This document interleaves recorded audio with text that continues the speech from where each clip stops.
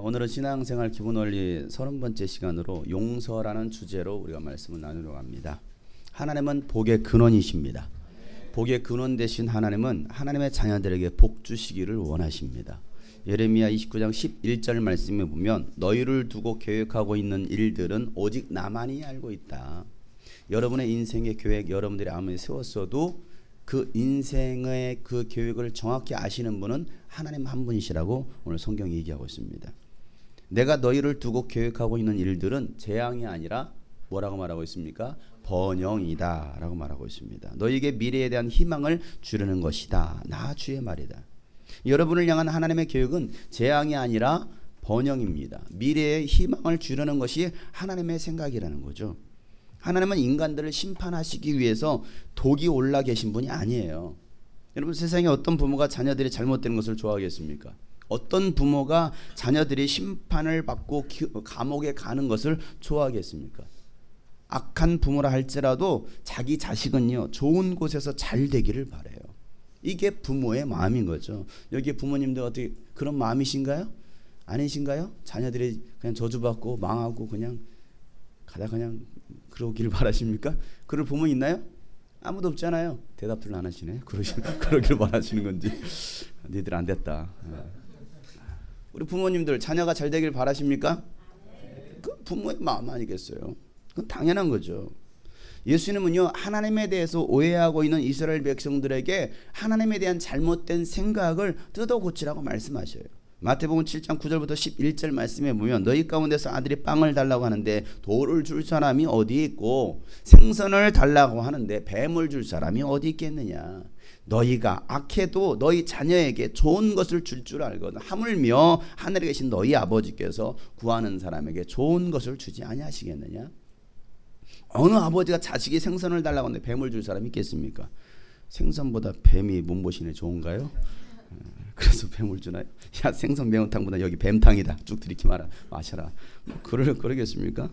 빵을 달라고 하는데 돌을 줄 부모가 어디 있겠어요? 정상적인 아버지라고 한다면 그렇게 하지 않죠. 사랑하는 자녀들이 먹고 싶은 게 있다고 하면 그것을 준비해서 먹이게 마련이에요. 이게 부모의 마음이에요. 부모들은요 자식들이 피자를 먹고 싶다고 하면요 피자 사줍니다. 또 치킨이 먹고 싶다고 하면요 치킨 사줍니다.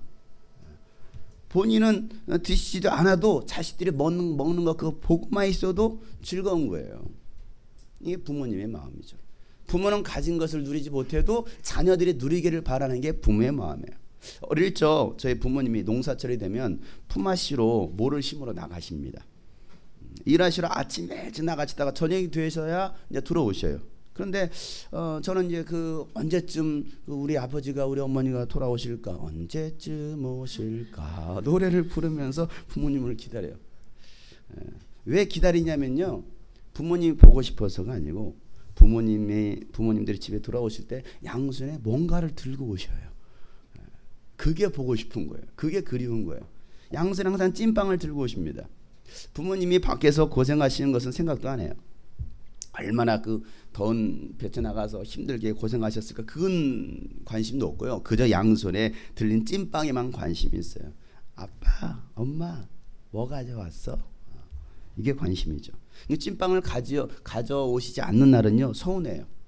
그리고 뭐라고 말하느냐면 찐빵 좀 가져오지. 찐빵요. 엄마만 혼자 다 먹었어? 아빠만 혼자 다 먹었어? 다음에는 꼭 가져와요. 이게 어릴 적 저의 모습이에요. 저만 그랬나? 여러분 안 그랬나요? 다만 나쁜 놈 만들고 있어요.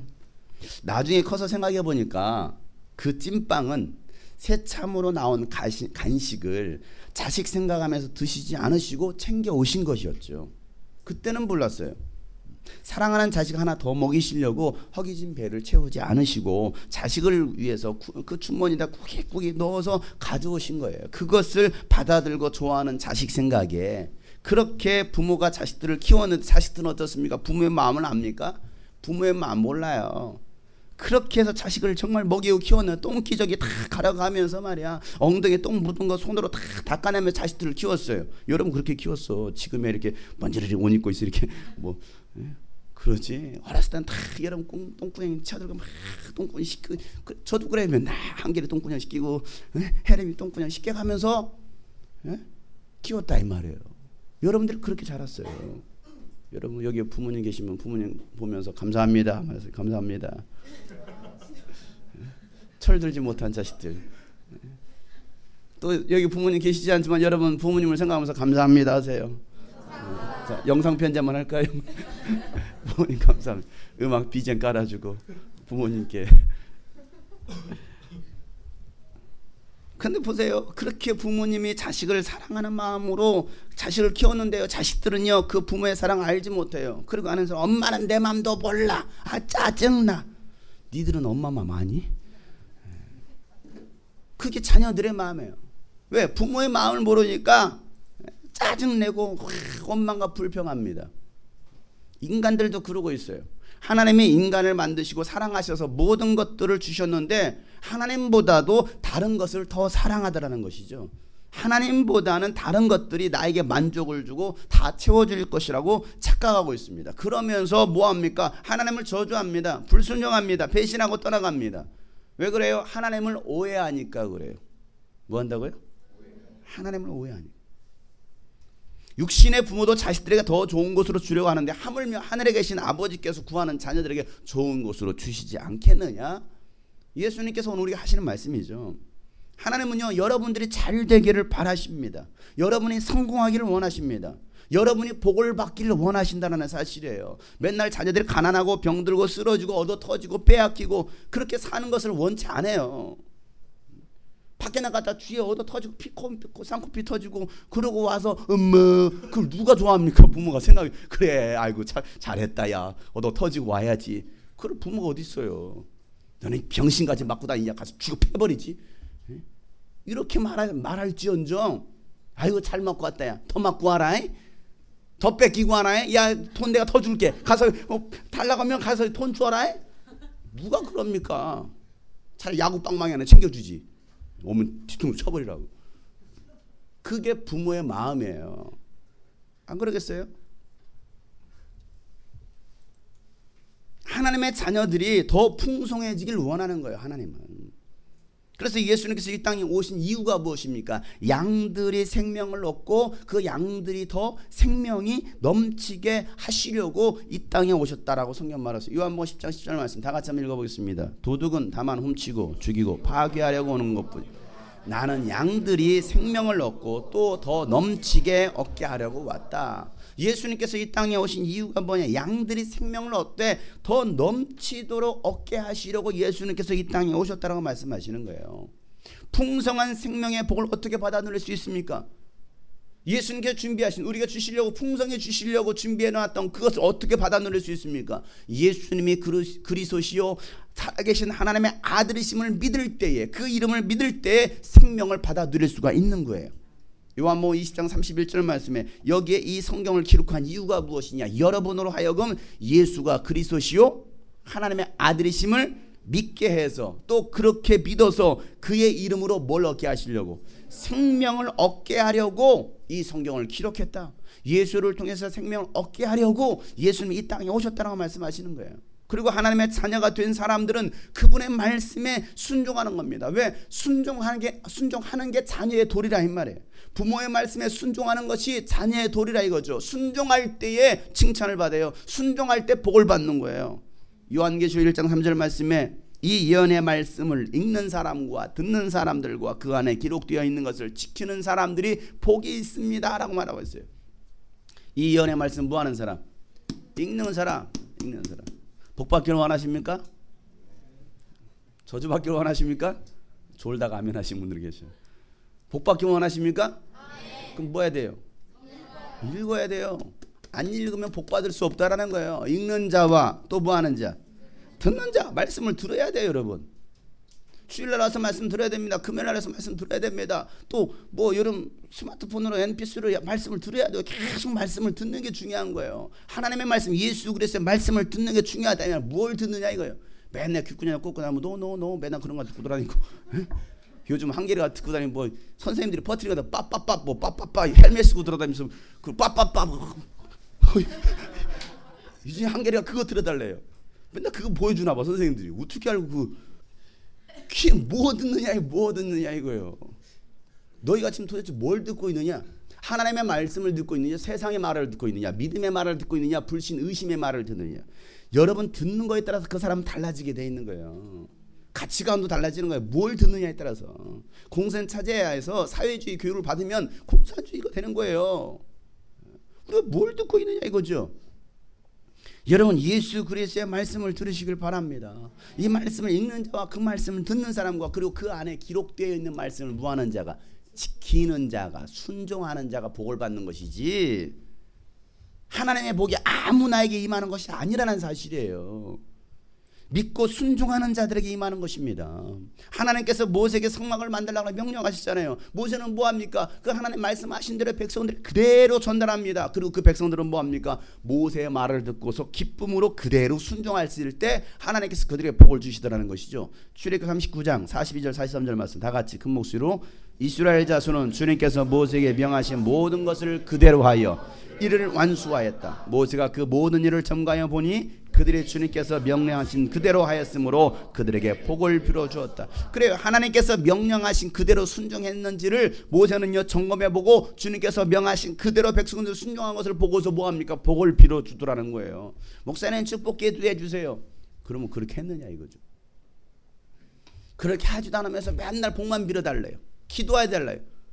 아니 기도해 주는 내가 그렇게 하지 않는데 무슨 복을 받느냐 이 말이에요. 여러분들이 기도 요청을 하실 때도 여러분이 먼저 순종의 본을 보이신 다음에 그 다음에 여러분 기도 요청하시길 바래요. 나는 그렇게 하지도 않으면서 나는 씻지도 안 했으면서 맨날 깨끗한 옷만 입혀달래. 말이 됩니까? 이게 성경을 몰라서 그래요. 성경의 원리를 몰라서 그래요. 왜 복을 받지 못합니까? 왜 교회를 다니 신앙생활도 여러분 왜 복을 받지 못합니까? 오늘 이 말씀대로 말씀 읽지도 않죠. 듣지도 않죠. 행하지도 않죠. 그러면서 무슨 복을 받습니까? 그냥 교회가 기복신앙만 키우는 거예요. 잘못된 기복주의 신앙만 키우는 겁니다. 그냥 하나님 믿으면 다 잘 된대. 예수 믿으면 다 잘 된대. 뭐가 잘 되는 것입니까? 그들의 했을 때 복을 받는 거예요. 하나님은 순종의 사람 노아, 순종의 사람 아브람, 순종의 사람 다윗, 순종의 사람 사무엘, 순종의 사람 예수들을 통해서 하나님은 일하시고 그들을 사용하시고 그들에게 복을 주시더라는 사실이죠. 오늘도 하나님은요 그렇게 이와 같이 순종하는 사람을 찾으시고 그들에게 복 주시길 원하십니다. 어떤 복입니까? 생명의 복인 거예요. 영혼의 복이에요. 그리고 덤으로 주시는 것이 바로 육신의 복입니다. 순종하는 자들에게 주시는 복이라 이거죠. 순종은요 예수님의 성품이에요. 예수님은요 하나님 아버지께서 명하신 그대로 순종하셨습니다. 나의 원대로 마옵시고 아버지의 원대로 아버지의 뜻대로 되기를 원합니다. 아버지의 계획대로 되기를 원합니다. 예수님은요 하나님 아버지의 말씀이라면 절대적으로 순종하셨어요. 이게 아들이 아버지에게 해야 될 도리라 이거예요. 하나님의 자녀가 해야 될 도리가 무엇입니까? 하나님 아버지께서 명하신 대로 그대로 살아가는 자들에게 복을 주시는 것이지 내가 원하는 말씀 받고 원치 않는 말씀은 거부하는 것은 신앙생활이 아니에요. 그건 자기 생활이죠. 그게 무슨 신앙생활입니까? 자기 하고 싶은 대로라는 것이죠. 그리스도인은 하나님 말씀에 순종하는 생활입니다. 그럴 때 예비하신 복을 우리가 받아 누릴 수 있는 거예요. 순종하지 않으면서 복을 달라고 하는 것은요 그 강도들이나 하는 짓이죠. 오늘 말씀을 준비하면서 어떤 말씀을 전해야 될까 고민을 했습니다. 원래 이제 지난주 말씀 육신의 법과 무슨 법? 하나님의 법, 성령의 법의 말씀을 나누면서 그 시리즈로 그 다음 거 말씀을 전하려고 했어요. 그래서 육신의 생각과 하나님의 생각을 전하려고 했는데 원래 이제 오늘 계획이 그 말씀을 준비하려고 했는데 하나님이 저에게 용서에 대한 마음을 주시는 거예요. 갑자기 용서란 단어가 떠올랐어요. 용성이 아니고요. 용서하라는 거예요. 용서? 왜 갑자기 용서? 뭘 용서하라는 거지? 누가 용서해야 될 사람이 있나? 용서? 어떻게 뭘 용서? 어떻게 말씀하세요? 일주일 동안 제가 고민하지 않았겠습니까? 이 용서라는 단어가 일주일 동안 머릿속에 떠나지 않았어요. 이번 주일 뭘 말씀? 어제 뭐 미니 캠프 말씀도 준비해야 되죠. 또 금요 기도 말씀이 있으니까 또 준비해야 되죠. 여러 가지. 오늘 말씀 준비해야 돼. 연달아서 세 번 있는 날은 집회가 3번 있는 날은 이제 머리가 좀 더 복잡해져요. 그러니까 도대체 이제 어제 말씀까지 간신히 해놓고 그러면서 이제 그 전에 주일 말씀 용서. 이 용서라는 단어를 없애고 다른 말씀을 준비하려고 해도요, 이 용서라는 단어가 마음에 떠나지 않는 거예요. 용서하라? 용서? 그러면서 제 자신을 돌아보게 되었습니다. 그리고 용서하는 마음을 다시 가지게 되었어요. 여러분, 용서의 반대말이 무엇입니까? 용서, 서용? 여러분, 용서의 반대말이 뭐예요? 복수. 저만 하나 찍고 나타나는 건 용서하지 못해. 복수하고 말 거야. 복수, 정죄하는 거죠. 그러죠? 용서의 반대말은 정죄예요. 용서는 사랑이지만 정죄는 심판입니다. 용서는 살리는 것이지만 정죄는 죽이는 것입니다. 사랑하는 여러분, 용서하고 계십니까? 용서의 마음이 있습니까? 우리는 어떤 사람들입니까? 우리는 어떻게 구원을 받았습니까? 용서받을 수 없는 죄인들이었어요. 허물과 죄로 죽었던 사람들입니다. 그런 우리가 예수님의 피 흘리심으로 하나님의 사랑과 은혜로 구원을 얻었어요. 자, 우리 하나님 말씀 한번 읽어보도록 하겠습니다. 에베소서 2장 1절부터 5절 말씀. 자, 성경을 찾아서 읽겠습니다. 이 말씀 에베소서 2장 1절부터 5절 말씀. 자막에 너무나 익숙해 있지 마시고요. 활자화된 성경을 우리가 좀 읽었으면 좋겠습니다. 에베소서 2장 1절부터 5절 말씀 다 같이. 여러분도 전에는 허물과 죄로 죽었던 사람들입니다. 그때 여러분은 허물과 죄 가운데서 이 세상의 풍조를 따라 살고 공중의 권세를 잡은 통치자 곧 지금 불순종의 자식들 가운데서 작용하는 영을 따라 살았습니다. 우리도 모두 전에는 그들 가운데서 육신의 정욕대로 살 육신과 마음이 원하는 대로 행했으며 나머지 사람들과 마찬가지로 날 때부터 진노의 자식. 그러나 하나님은 자비가 넘치는 분이셔서 우리를 사랑하신 그 크신 사랑으로 말미암아 범죄로 죽은 우리를 그리스도와 함께 다시 살려주셨습니다. 여러분은 은혜로 구원을 우리의 영적 과거 신분이 뭐예요? 허물과 죄로 죽은 사람들. 이미 우리는 허물과 죄 가운데서 죽어버렸어요. 그리고 이 세상 풍조를 따라 이 세상 문화를 따라가는 그리고 공중권세에 잡은 이 마귀를 따라 살다가 결국 불순종의 그 자식들 가운데 역사하는 그 영을 따라 살다가 결국은 저주받을 진노받을 육신의 정욕대로 살고 육신과 마음이 원하는 대로 살고 결국은 심판받을 수밖에 없었던 우리 영적 신분. 그런 우리를 하나님은 뭐 하십니까? 자비가 넘치셔서 우리를 사랑하신 그 크신 사랑으로 뭐 했어요? 우리를 그리스도와 함께 살려주셨다. 그 큰 사랑, 그 큰 사랑 내 마음속에 모르겠네요. 그 크신 하나님의 사랑. 여기까지밖에 몰라요. 그 크신 사랑으로 우리가 뭘 받았어요? 구원을 받았어요. 우리는 그 하나님의 아들 안에서 하나님의 그 풍성한 은혜를 따라 구원을 받았고 용서를 받은 사람들입니다. 한 장 넘겨보면 에베소 1장 7절 말씀이 나옵니다. 우리는 이 아들 안에서 하나님의 풍성한 뭘 따라서 은혜를 따라서 무엇으로? 그의 피로. 뭘 따라서? 은혜를 따라서 무엇으로? 예수의 피로 뭘 받았어요? 구속 곧 죄 용서를 받게 되었다라는 거예요. 우리가 어떻게 죄 용서를 받았습니까? 하나님의 풍성한 은혜로 말미암아 예수의 피로. 무엇으로요? 예수의 피로.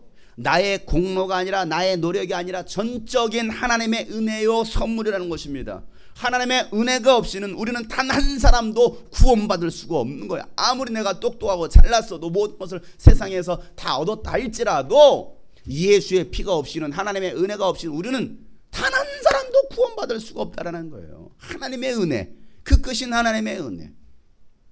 나를 지으신 이가 하나님, 나를 부르신 이가 하나님, 나를 보내신 이도 하나님. 나의 나 된 것은 나의 나 된 것은 다 하나님 은혜라. 나의 달려갈 길 다 가도록 나의 마지막 다 가도록 나로 그 십자가 품게 하시니 나의 나 된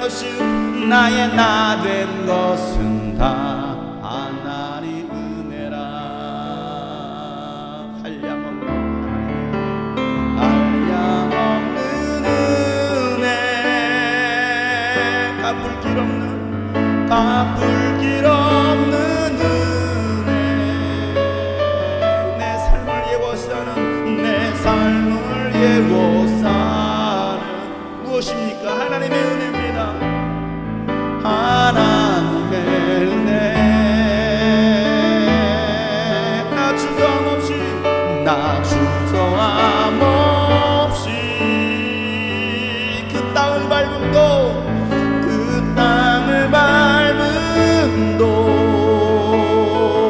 나를 붙드시는 하나님의 은혜.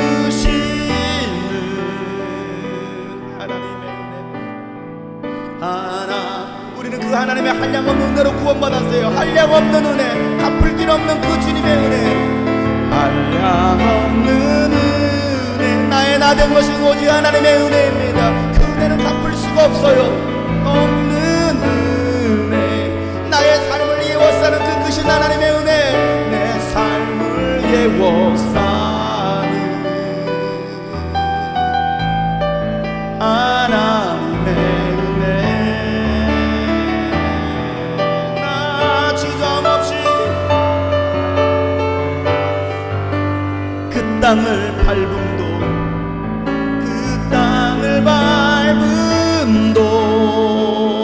나를 붙드시는 하나님의 은혜.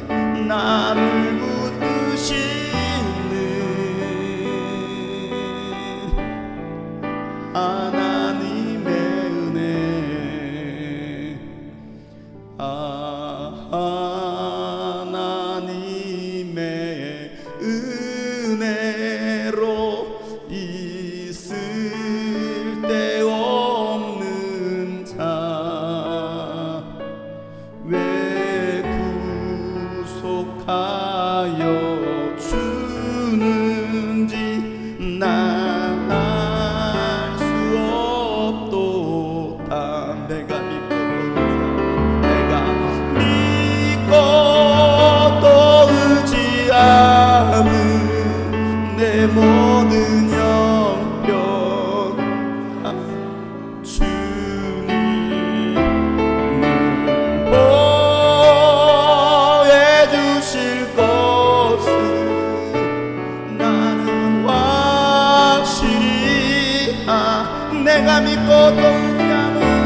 내가 믿고 또 의지함 나의 모든 형편을 아시는 주님.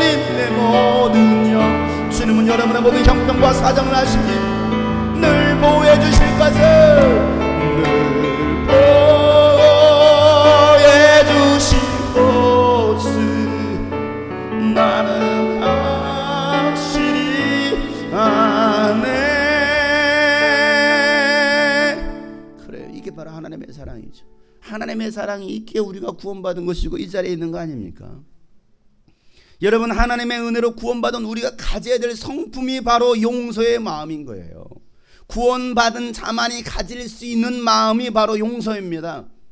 여러분 속에 용서의 마음이 없다고 한다면 그의 구원은요, 의심해 봐야 돼요. 한번 의심해 봐야 됩니다. 나에게 용서할 수 있는 마음이 없어.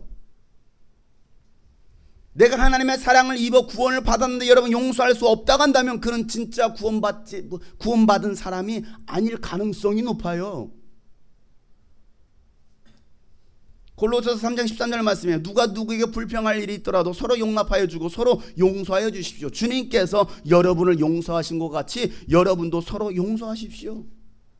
내가 너희들을 용서했잖아. 그러면 너희들이 구원받은 하나님의 자녀라고 한다면 너희들이 용서를 해야 돼. 누군가가 나에게 해를 입히고 고통을 줬을 때 불평할 일이 생깁니다. 당연한 거 아닌가요? 억울하게 내가 누명을 썼어. 모함을 당했어. 내가 손해를 입었어.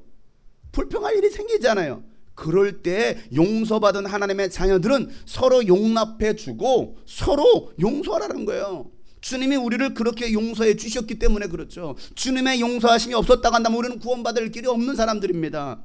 우리는 용서받을 자격이 있는 사람이었습니까? 전혀 없는 사람들 아니에요. 그럼에도 불구하고 하나님의 사랑이 우리를 용서하셨잖아요. 우리를 이곳까지 오게 하셨잖아요. 그런데 우리는 무슨 자격으로 다른 사람을 용서하지 못합니까? 무슨 자격으로 다른 사람을 평가하고 정죄합니까? 심판합니까? 오늘 본 말씀에 예수님께서 우리에게 남의 잘못을 용서해 줄 것을 명령하십니다. 오늘 본문 말씀으로 다 같이 한번 마태복음 6장 14절 15절 말씀 읽겠습니다. 너희가 남의 잘못을 용서해 주면 너희 하늘 아버지께서도 너희를 용서해 주실 것이다. 그러나 너희가 남을 용서해 주지 않으면 너희 아버지께서도 너희의 잘못을 용서해 주지 않으실 것이다. 우리가 남을 용서해 주지 않으면 하나님 아버지께서도 우리의 잘못을 용서해 주지 않으실 것이라고 말씀하시는 거예요. 여러분 그 말이 맞는 거죠. 맞잖아요. 베드로가 예수님께 다가가서 이렇게 질문합니다. 마태복음 18장 21절 말씀부터 보면 그때 베드로가 예수께 다가가서 말했다. 주님, 내 형제가 나에게 자꾸 죄를 지으면 내가 몇 번이나 용서하여야 합니까? 7번까지 하여야 합니까? 예수께서 말씀하십니다. 7번만 아니라 70번을 7번이라도 해야 한다라고 말씀하셔요. 그러면서 35절에 너희가 각각 진심으로 자기 형제 자매를 용서해 주지 않으면 나의 하늘 아버지께서도 너희에게 그와 같이 하실 것이다. 다시 말해서 용서해 주지 않을 거다. 형제가 자꾸 죄를 지으면 몇 번이나 용서해 줘야 됩니까? 라고 말합니다. 자, 여기서 우리가 봐야 될 단어가 자꾸예요. 뭘 봐야 된다고요? 자꾸. 자꾸가 뭐예요? 전라도 사투리로 지퍼가 자꾸예요. 자꾸란 말은 단어가 뭡니까? 반복적으로. 오잖아요. 번번이. 그러니까 자꾸 죄를 지으며 이란 말은 무슨 말이에요? 반복적으로 죄를 짓는다란 말이에요. 누구한테? 나한테. 한두 번이 아니란 소리예요. 그럴 때마다 얼마나 용서해야 됩니까? 라는 질문이죠. 7번까지 해야 합니까? 이 말은 인간의 한계, 참을 만큼 나는 참았습니다. 이 정도면 되는 거 아닌가요? 라는 말이죠. 그 말에 예수님께서는 70번을 7번씩이라도 용서할 수 있어야 돼. 70번에 7번. 또 계산하는 사람이 있어요. 예수님이 우리에게 그렇게 용서하셨기 때문에 너희들은 내가 너희들 용서한 것처럼 끝까지 용서할 수 있어야지. 여러분 예수님이 7번만 참으시고 7번만 용서하신 다음에 그 다음에 용서하지 않는 여러분 어떻게 될까요? 이미 다 끝장나죠. 여기 끝장날 사람 한두 명입니까? 다 끝장나요. 7번까지만 참으신다면 우리나라는 3번이에요. 우리나라는 3번. 3재판으로 끝납니다. 근데 이스라엘은 7번이에요. 조금 더 인내가 있어요. 그런데 예수님은 뭔 소리야? 7번 무슨 7번이야? 예수님은요, 천국은 자기 종들과 셈을 가리려 하는 어떤 왕과 같다라고 비유로 말씀하시는 장면이 나와요.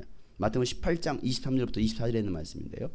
그러므로 하늘나라는 마치 자기 종들과 셈을 가리려고 하는 어떤 왕과 같다. 왕이 셈을 가리기 시작하니 10,000달란트 빚진 종 하나가 왕 앞에 끌려왔다라고 말합니다. 자, 예수님 이거 비유로 말씀하시. 하늘나라는 이와 같대, 천국은 이와 같대라고 말씀하시면서 자, 여기 등장인물 나오죠. 왕이 나옵니다. 그리고 종들이 나오고 그다음에 그 어떤 내용이었어요? 셈을 하자라는 거예요. 셈. 자, 왕은 누굽니까? 하나님이십니다. 종들은 누구예요? 우리들입니다. 셈을 가린다는 말은 무슨 말입니까? 이 땅에서 너희들이 어떻게 살았는지에 대해서 반드시 심판하시겠다라는 말이에요. 근데 여기에 보니까 10,000달란트 빚진 종 하나가 나옵니다. 왕에게 10,000달란트의 빚을 줬어요. 그래서 그 왕 앞에 끌려왔습니다. 왕은 너 이거 갚을 수 없잖아. 그러니까 네 처자식이라도 팔아서 갚아야 돼. 그리고 넌 갚지 못할 때까지는, 갚을 때까지 넌 감옥에 있어야 돼. 감옥에 집어넣어요. 자, 10,000달란트 빚진 자. 그럼 또 여기서 계산을 해봐야 되잖아요. 달란트가 어느 정도의 가치가 있는지. 한 달란트는요 금 34.27kg입니다. 34kg이 한 달란트예요. 지금 금 시세가 굉장히 많이 올랐잖아요. 한 돈이 3.75g입니다. 3.75g 20만 원으로 계산하니까 한 달란트가 금으로 약 9,138돈이 나옵니다. 그랬더니 220억이 나와요.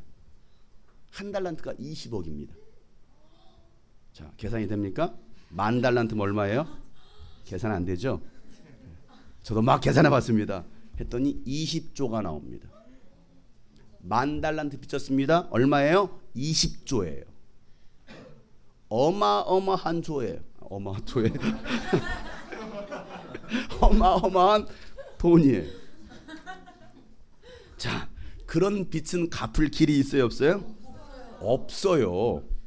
그런 돈이라도 만져봤으면 좋겠죠. 전두환 씨가 1673억 원의 추징금을 내라고 하니까 통장에 29만 원밖에 없다고 하면서 내일 돈이 없다라고 사기쳤습니다. 그러면서 해먹을 것은 다 해먹었어요. 돈을 갚지 않는 거예요. 그런데 여러분 20조가 빚이 있다고 한다면 여러분 어떻게 되겠어요? 이건 갚을 길이 없는 거예요. 갚을 길이 없어요. 20만 원 빚져도 지금 어떻게 할까 말까 하는 판에 20조라니. 왕은요, 넌 갚을 길이 없으니까 넌 처자식을 다 팔아. 처자식을 팔으래요. 팔아도 돈이 안 나와요. 다 갚을 때까지 너는 감옥에 있어. 그랬더니 이 종이요 무릎을 꿇고 사정을 합니다. 한 번만 더 참아주시면 다 갚겠습니다. 진실하게 막 울면서 회개를 하는 거예요. 나의 죄를 한 번만 용서해 주신다면 이제는 진짜 착하게 살겠습니다. 그게 우리들의 기도의 모습 아닌가요?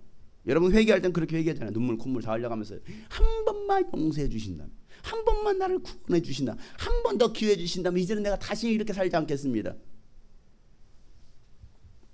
27절의 왕은요 그 종을 불쌍히 여겨서 그를 놓아주었다. 그리고 빚을 없애주었다라고 말합니다. 왕이 뭐 했어요? 불쌍히 여기는 거예요. 어차피 넌 갚을 수 없잖아. 그러니 내가 너를 불쌍히 여겨서 내가 너의 빚을 싹 탕감해 줄게. 말이 됩니까? 20조의 빚을 그냥 한순간에 탕감받았어요. 어땠을까요? 우와, 이 자유와 행복, 와, 이 기쁨 얼마나 기뻤겠어요. 그래서 왕께 감사합니다. 이 은혜를 내가 어떻게 갚을 수도 없어요. 그 은혜를. 그잖아요. 갚을 길 없는 은혜. 그 찬양하면서 나오는 거예요. 눈물 흘리면서 얼마나 좋았겠습니까. 그렇게 탕감받은 종이 나가다가 자기에게 100데나리오 빚진 사람 한 사람 만납니다. 그러자 멱살을 주는 이 새끼가 말이야, 내 100단을 안 갚아? 그럼 뭐합니까? 내게 빌려간 이 돈을 갚아?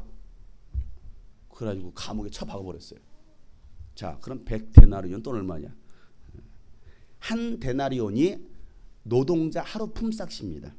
자, 요즘 돈으로 노동자 하루 품삯을 10만 원으로 계산했을 때 용역회사 나가면 10만 원을 받습니다. 남자 기준으로. 자, 10만 원을 계산했을 때 100데나리온이 얼마예요? 1000만 원입니다. 커요, 작아요? 크죠? 여러분들은 큰 거예요. 굉장히 큰 거죠. 자, 이 사람은 얼마 빚 졌던 사람이에요? 20조 원의 빚을 졌던 사람이 얼마? 기껏 1000만 원. 자, 20조 원의 빚했을 때 1000만 원이 커요, 작아요? 큰 눈곱도 안 돼요, 그건. 아무것도 아는 가치 없는 그 1000만 원이에요. 그런데 1000만 원 빚졌다고 1000만 원 안 갚는다고, 그것도 누구를? 친구를. 네가 내 친구야 이 새끼야. 돈 안 갚아? 1000만 원 안 갚아? 나쁜 나무 새끼. 감옥에 가둬버렸어요. 1000만 원 안 갚았다고.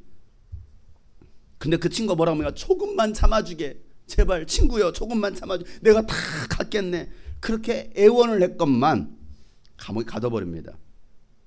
자, 이 소식을 누가 들었어요? 왕이 들었어요. 뭐야? 이런 나쁜 XS 같은 이라고? 그놈을 당장 불러들여라. 자, 32절부터 35절 말씀. 다 같이 읽겠습니다. 그러자 주인이 그 종을 불러다 놓고 말하였다. 이 악한 종아, 네가 예원하기에 나는 너에게 그 빛을 다 없애주었다. 내가 너를 불쌍히 여긴 것처럼 너도 내 동료를 불쌍히 여겼어야 할 것 아니냐? 주인이 노하여 그를 형무소 관리에게 넘겨주고 빚진 것을 다 가두어 두게 하였다. 너희가 각각 진심으로 자기 형제 자매를 용서해 주지 않으면 나의 하늘 아버지께서도 너희에게 그와 같이, 아니, 내가 너를 불쌍히 여겨서 빚을 다 갚아줬으면 너도 내 동료를 불쌍히 여겨야 될 거 아니야? 그렇잖아요. 그게 당연한 거예요. 그런데 그렇게 하지 않더라는 거예요. 너희가 각각 진심으로 자기 형제 자매를 용서해 주지 않으면 나의 하늘 아버지께서도 너에게 그와 같이 하실 것이다. 용서하지 않을 것이다. 여러분, 심각한 말씀이에요. 여러분, 이 용서라는 단어가요, 무서운 거예요. 용서 받으셨습니까? 용서하십니까? 이게 진짜 신앙생활을 하고 있느냐 안 하고 있느냐예요. 성경에는요, 용서에 관한 말씀이 많이 나옵니다. 용서가 하나님의 성품이기 때문에 그래요. 에베소서 4장 32절에서 서로 친절히 대하며 불쌍히 여기라고 말합니다. 서로 친절히 대하세요. 친절하게 인사 한번 해보세요. 네, 친절하게 대하세요. 낯선 사람이어도 처음 본 사람 이러면 친절하게 대하세요. 또 불쌍히 여길 수 있어야 됩니다. 하나님께서 그리스도 안에서 여러분을 뭐한 같이 용서하신 것과 같이 서로 뭐하라는 거예요? 용서하라는 거예요. 따라하겠습니다. 서로 용서합시다. 예수님께서 마가복음 11장 25절에 이렇게 말씀하십니다. 너희가 서로 기도할 때 어떤 사람과 서로 등진 일이 있으면 용서하여라. 그래야 하늘에 계신 너희 아버지께 너희의 잘못을 용서해 주실 것이다. 어떤 사람과 서로 등진 일이 있어. 서로 등졌어요. 다시는 내가 이거 안 본다. 다시는 내가 저놈 보는가 봐라. 등졌어요. 그러고 기도해 보세요. 그러고 오늘 나와서 여러분 예배 드려보세요. 하나님 들으십니까? 안 들으시겠다라는 거예요. 너희들 등진 일 있으면 화해하고 마주 보래요. 서로 용서하래요. 용서하고서 하나님께 기도하고 예배를 하는 것이지 용서 없는 그런 신앙은 없다라는 것입니다. 누가복음 6장 37절 말씀에도 남을 심판하지 말라. 그리하면 하나님께서 너희를 심판하지 않으실 것이다. 남을 정죄하지 말라. 그러면 하나님께서 너희를 정죄하지 않을 것이다. 남을 용서해라. 그러면 하나님께서 너를 용서하실 것이다. 너는 왜 정죄해? 너는 왜 심판해? 너희들은 심판할 자격 없어. 너는 정죄할 자격 없어. 용서만 할 수 있다는 것입니다. 왜? 심판하실 분은 오직 하나님 한 분밖에 없기 때문에 그래요. 물론 형제의 죄에 대해서 꾸짖고 죄에서 돌아서게 할 책임이 우리에게도 있습니다. 누가복음 17장 3절부터 4절에 예수님 이런 말씀하시죠. 너희는 스스로 조심해라. 믿음의 형제가 죄를 짓거든 꾸짖고 뭐하거든? 죄를 짓거든 꾸짖고 회개하거든 뭐하라는 거예요? 용서해 주라. 이게 꼭 있습니다. 꾸짖고 끝나는 게 아니에요. 심판하고 정죄하고 끝나는 게 아니에요. 뭐하라는 거야? 용서하라는 거야. 너한테 뭔가 죄를 지었어? 그러면 그가 용서를 구하거든 용서해 주라는 거예요.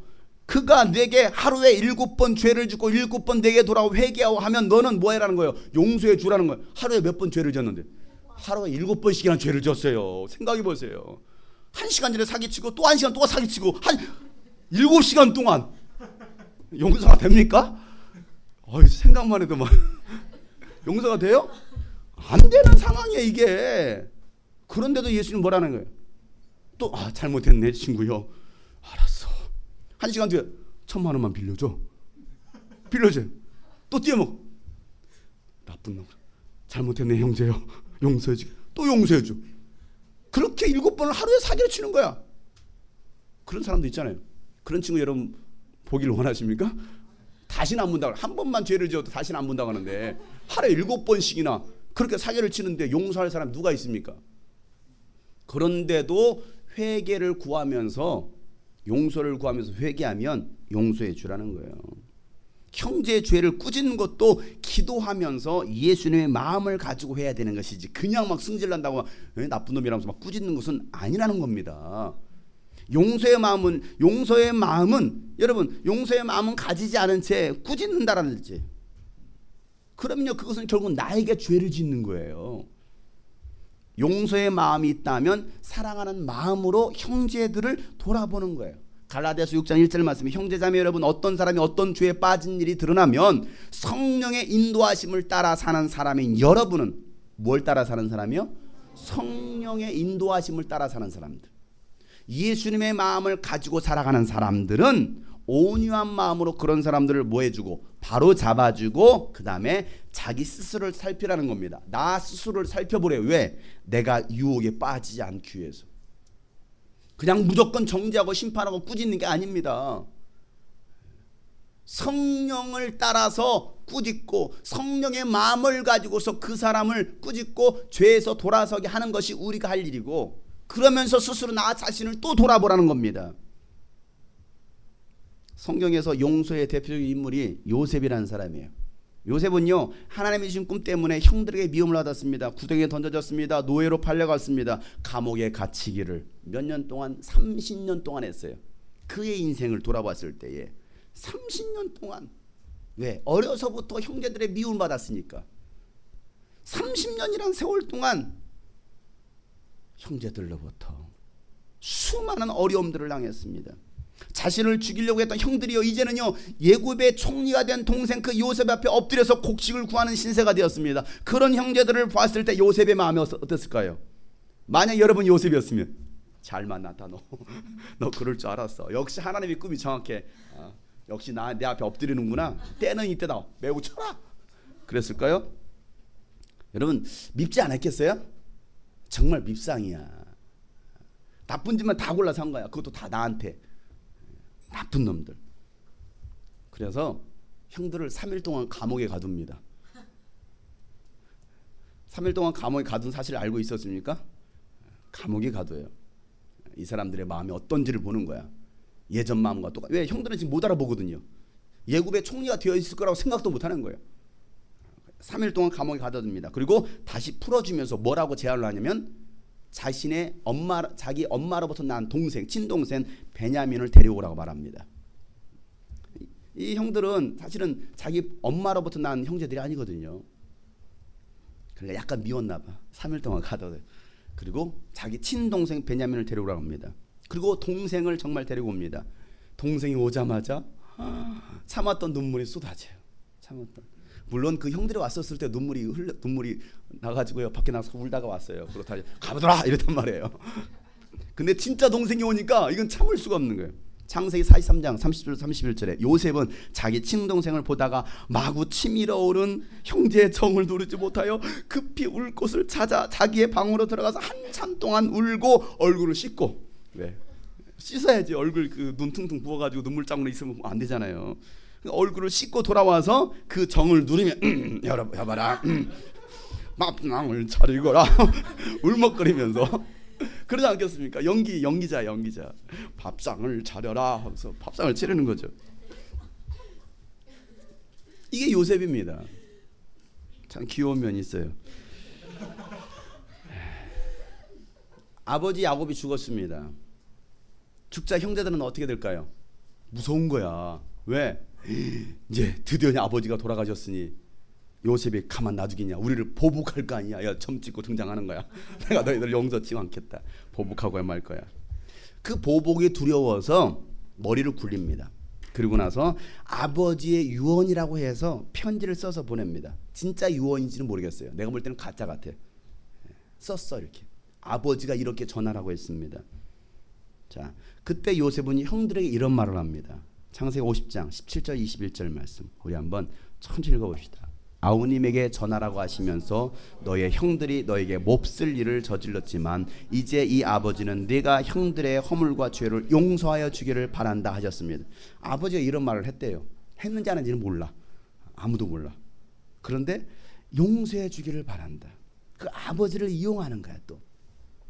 그러니 아우님은 우리 아버지께서 섬기신 그 하나님의 종들인 우리가 지은 죄를 뭐 해주길 바랍니다.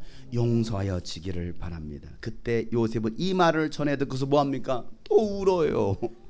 또 울어. 아이고 아버지. 곧 이어서 요셉의 형들이 이제 와서 울면서 그래 풀어주자 뭐 이런 거지. 그러면서 뭐라고 말합니까? 요셉 앞에 엎드려서 말하였다. 우리는 아우님의 종입니다. 요셉이 그들에게 말하였다. 다 같이 두려워하지 마십시오. 내가 하나님을 대신하기라도 하겠습니까?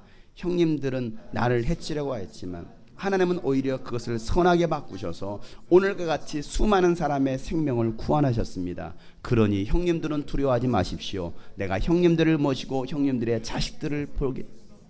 그거예요. 내가 하나님을 대신하기라도 하겠습니까? 하나님은 심판하시잖아요. 내가 당신들을 어떻게 심판할 수 있겠습니까? 나는 당신을 심판할 자격이 없습니다. 나는 당신들을 용서할 수밖에 없습니다. 요셉에겐요, 이 하나님 아버지의 마음이 있었던 거예요. 형님들은 나를 해치려고 했지만 매 순간마다 나를 미워하고 나를 정말 힘든 것으로 몰아갔지만 하나님은 오히려 그것을 선한 것으로 바꾸셨습니다. 이게 요셉의 생각입니다. 이게 요셉의 믿음이죠. 오늘과 같이 수많은 사람의 생명을 구원하게 하셨습니다. 그러면서 형들을 뭐합니까? 오히려 용서하면서 위로해 주더라는 거예요. 이게 예수님의 마음이죠. 이 마음이 우리에게 있느냐 이거예요. 5년 전 이곳에 주님이 꿈꾸신 교회를 개척했을 때에 여러 가지 어려움들이 있었어요. 그런데 여러 가지 상황적인 그 어려움보다도 제 마음을 가장 아프게 했던 어려움은요, 사람들로부터 온 어려움이었습니다. 사람들이 가장 저에게는 큰 아픔이었어요. 수많은 오해, 저를 향한 모함, 또 정죄, 또 떠나는 그런 모든 일들이 저의 마음을 굉장히 아프게 했어요. 아니, 용서가 안 되더라고요.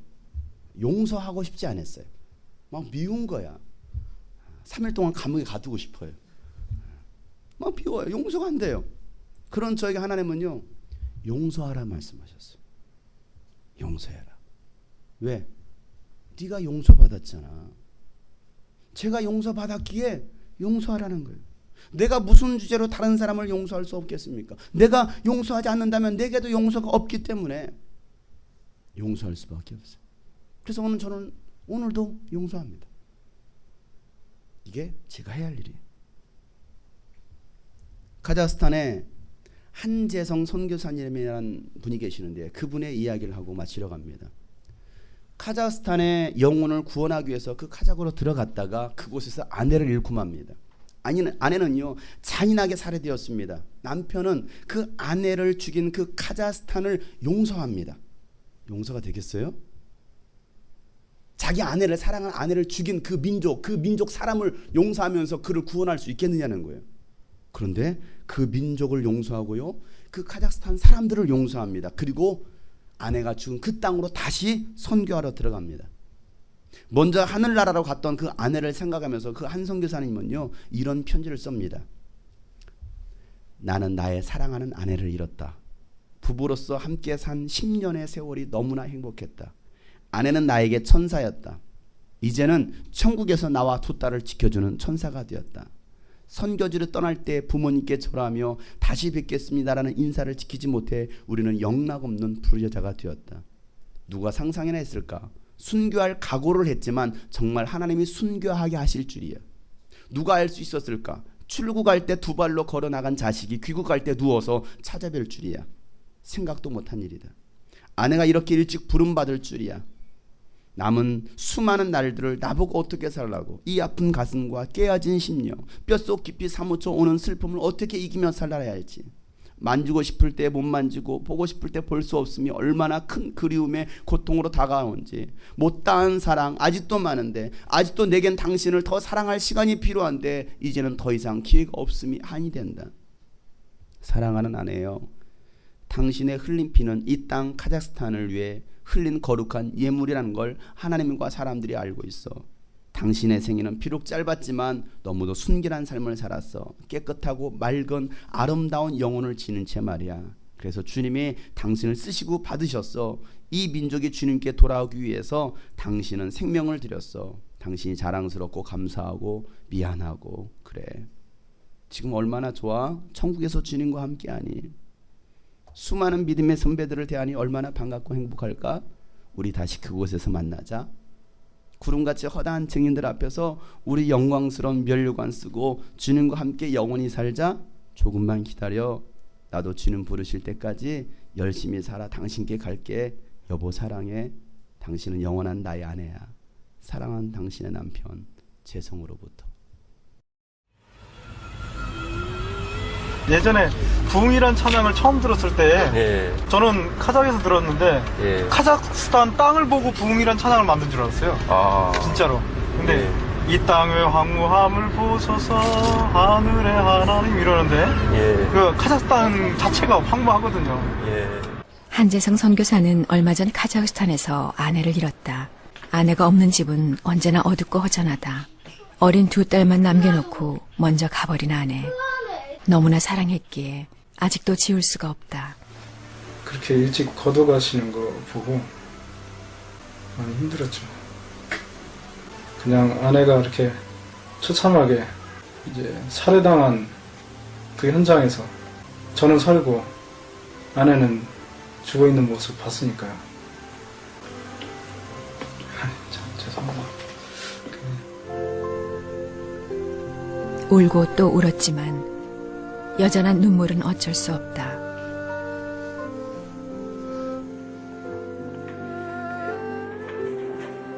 추방을 당하면서도 다시 찾아 들어간 카자흐스탄. 하늘의 인도를 받아 뼈를 묻을 각오로 헌신한 땅이다. 그러나 그 땅은 자신들을 섬기러 온 열정을 한순간에 짓밟아버렸다.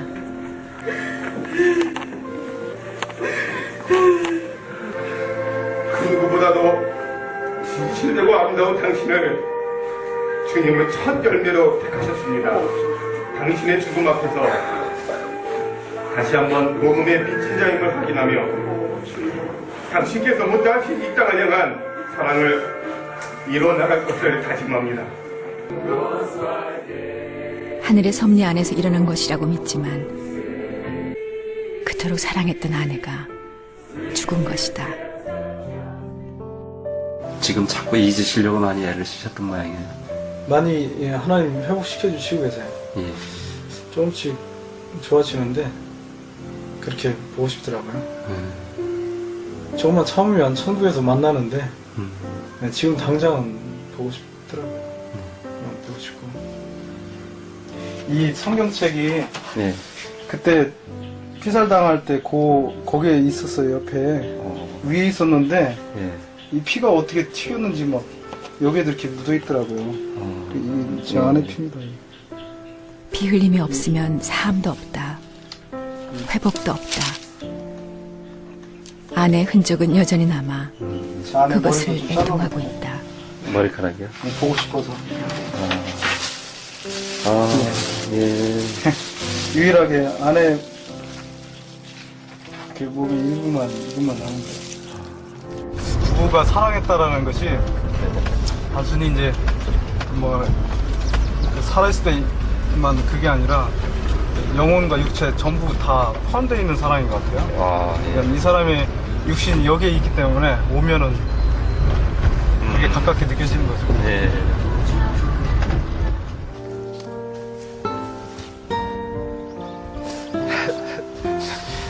제 아내입니다.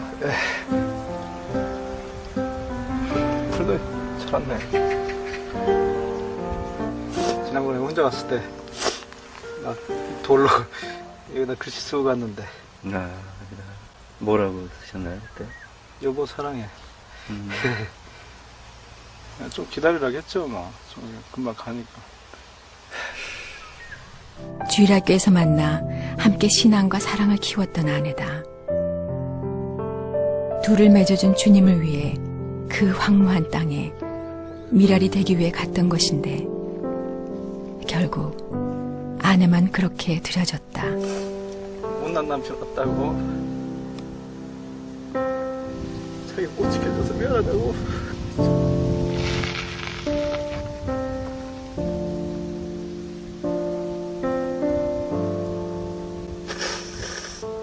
힘들어도 주님을 위해 다시 일어서야 한다. 지금은 울지만 언젠가는 분연히 일어서서 다시 가야만 한다. 하늘의 밀이 되어야 한다. 그것이 세상이 알 수 없는 애통이요 사명이다. 마지막으로 하나님 이렇게 막 다 들으게 되니까 아마 행복할 거예요. 제일 행복한 여행인 것 같아요. 제가 생각해도 복 있는 것 같고 너무. 나무엇과도 주님을 바꾸지 않으리.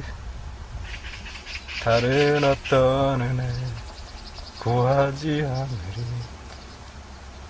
오직 주님만이 내 삶의 도움이시니 주의 얼굴 보기 원합니다.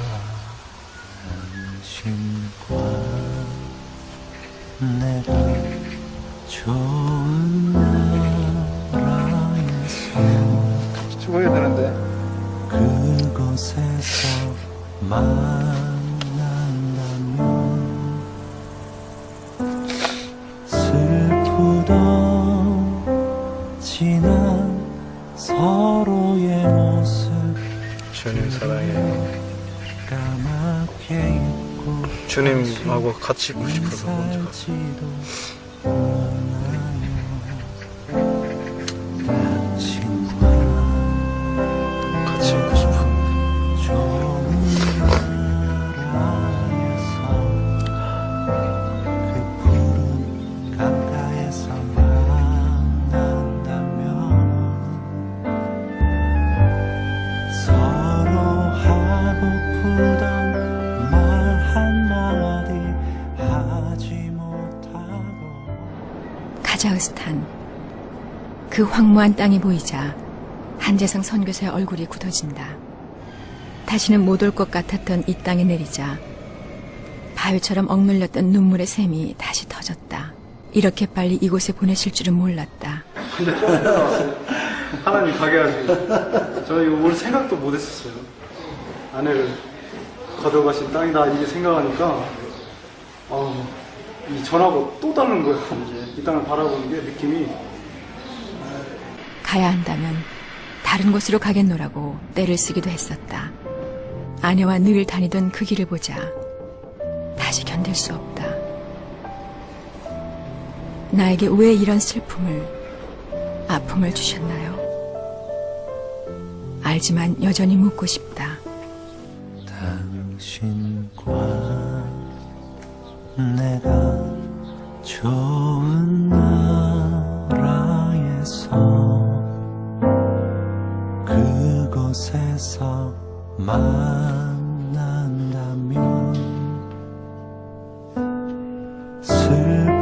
슬프던 지난 서로의 모습들은 까맣게 잊고 다시 인사할지도 몰라요.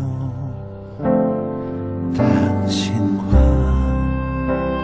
내가 좋은 나라에서 그 푸른 강가에서 만난다면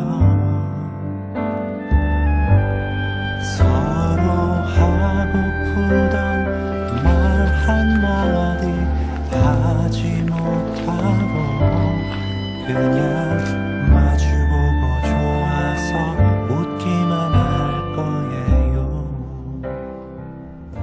이제는 그만 울어야 한다. 언젠가 다시 만날 때 더 웃기 위해서 이제는 일어서야만 한다.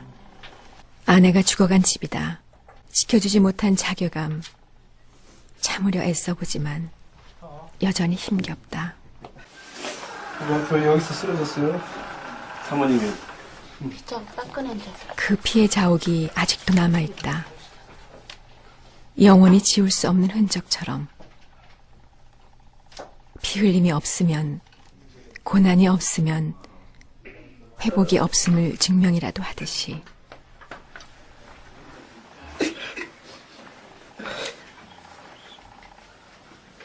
지나갔어요.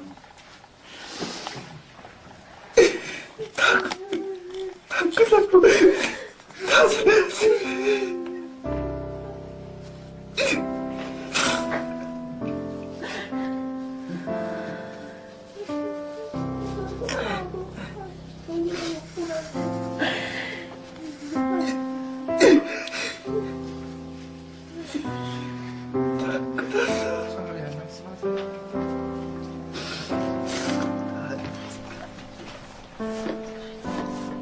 견딜 수 없던 피눈물도 카자흐스탄 형제를 만나자 마음이 풀린다. 섬기기 위해 왔지만 아내를 죽이고 그 고통만 남겨준 민족이다. 그러나 하나님은 이들을 사랑하신다. 그것이 애통하며 회복해야 할 이유다. 그 사랑 때문에 아내가 죽었고 다시 이 땅을 밟은 것이다. 이 세상 모든 애통의 의미는 그 사랑 때문이다. 그 사랑을 열매 맺기 위해서 한재성 선교사는 주님과 깊은 대화를 나누었다. 그리고 갑자기 거칠고 황무한 광야를 향해 달리기 시작했다. 아내의 핏값 제가 그 열매로 받아내고 싶고 카자흐인 하나님이 그토록 사랑하시는 거 지금 알았습니다. 저도 그 땅에 제 피 흘렸으면 좋겠습니다. 땅 끝에서 주님을 맞으리 주께 드릴 열매 가득 안고. 용서 받으셨습니까? 용서하십니까? 오늘 주님께서 우리가 하시는 말씀입니다. 너희가 정말 용서받았느냐? 그렇게 용서하고 살고 있느냐? 그 마음이 없다면 너희는 진짜 그리스도인이 아니다. 주님, 이 마음을 우리에게 주시옵소서. 아직까지 이해하지 못하고 용서하지 못하는 사람이 있다면 그건 교만입니다. 주님, 나의 교만한 마음을 녹여주시고 내 마음에 용서의 마음을 주시옵소서. 이 시간 기도하실 때에 하나님, 내게 용서의 마음을 달라고, 또 아직까지 용서하지 못하고 누군가를 정죄하고 비호하고 있는 사람이 있다고 한다면 주님, 나를 긍휼히 여겨 주시옵소서. 나를 긍휼히 여겨 주시옵소서. 오직 그 주님의 크신 은혜로, 크신 사랑으로 용서할 수 있게 하여 주옵소서. 우리 다 같이 주님 앞에 기도하시겠습니다.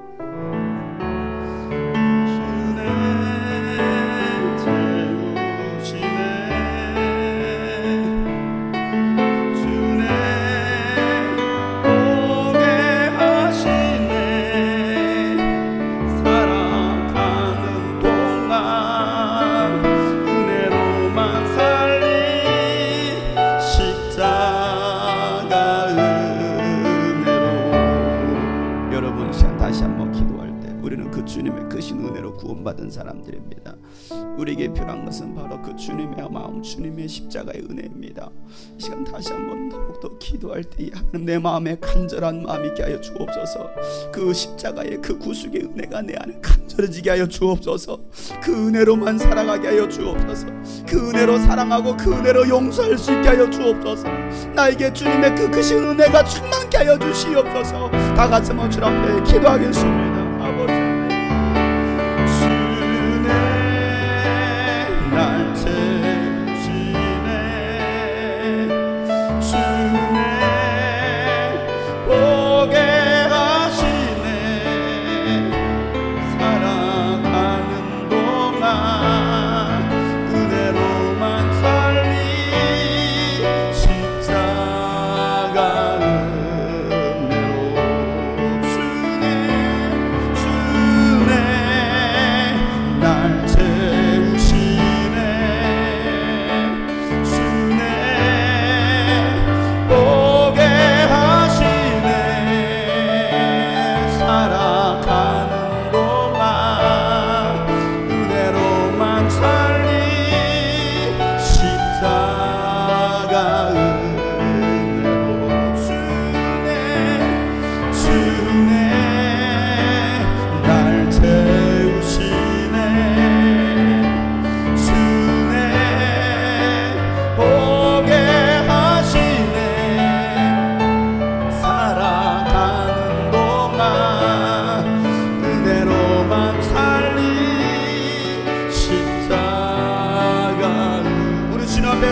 고백합시다. 주네 날 채우시네, 주네 날 채우시네, 주네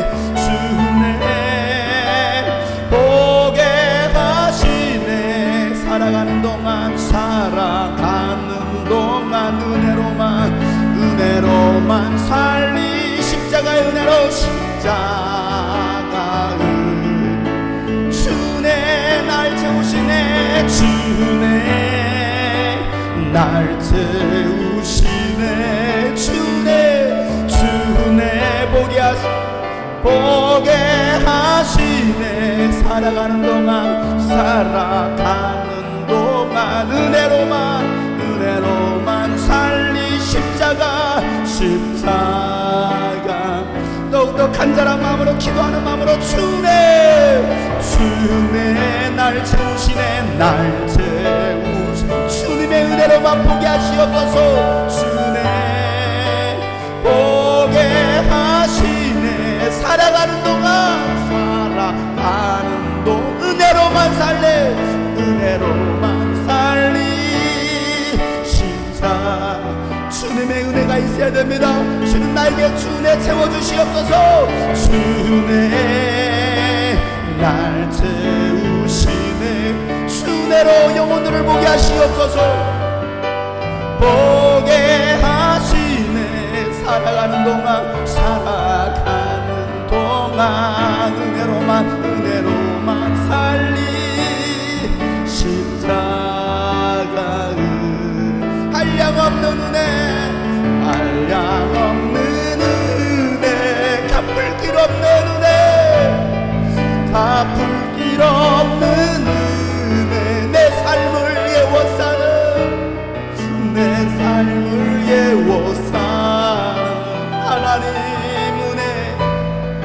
하나님의 은혜.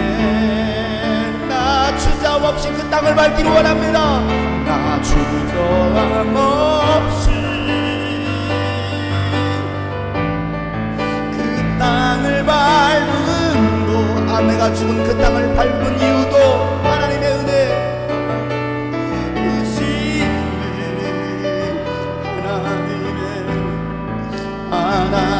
한량없는 은혜, 갚을 길 없는 주님의 크신 은혜를 고백합시다.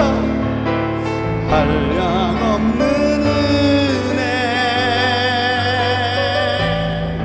갚을 길 없는 은혜, 내 삶을 예워사는 하나님의 은혜.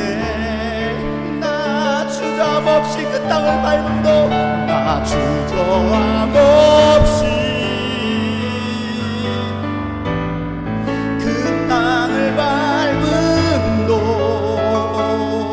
나를 붙드시는 하나님의,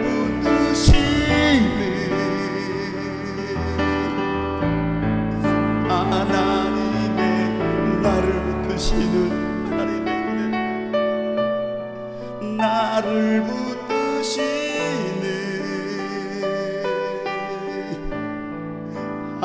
하나님의 은혜. 나를 붙드시는 하나님의 은혜가 있어야 됩니다. 나를 붙드시는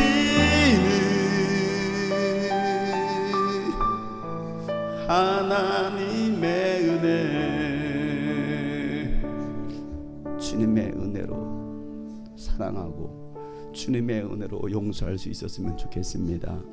우리 마음에 너무나 세상적으로 무뎌지고 타락하고 더러워진 마음들, 그래서 주님의 은혜를 잃어버린 채 정죄하고 판단하고 심판하는 우리들의 모습, 나는 용서받았음에도 용서하지 못하는 그런 마음들, 하나님 우리를 긍휼히 여겨 주시옵소서. 우리 모든 성도들을 불쌍히 여겨 주시옵소서. 그 주님의 마음이 우리 속에 있기를 소망합니다. 그 마음 가지고 주님의 은혜로 형제를 사랑하고 형제를 용서할 수 있는 우리 모두가 되게 하여 주옵소서. 이제는 우리 구주 예수 그리스도의 은혜와 하나님 아버지 놀랍고도 지극한 사랑과 성령님의 감화 감동 교통 충만하심이 예수님의 마음을 가져 용서하고 사랑하기로 작정한 모든 심령들과 영상을 통해서 예배하는 모든 하나님의 사람들 가운데 이제로부터 영원토록 함께 하시기를 간절히 축복하며 기도하옵나이다. 아멘.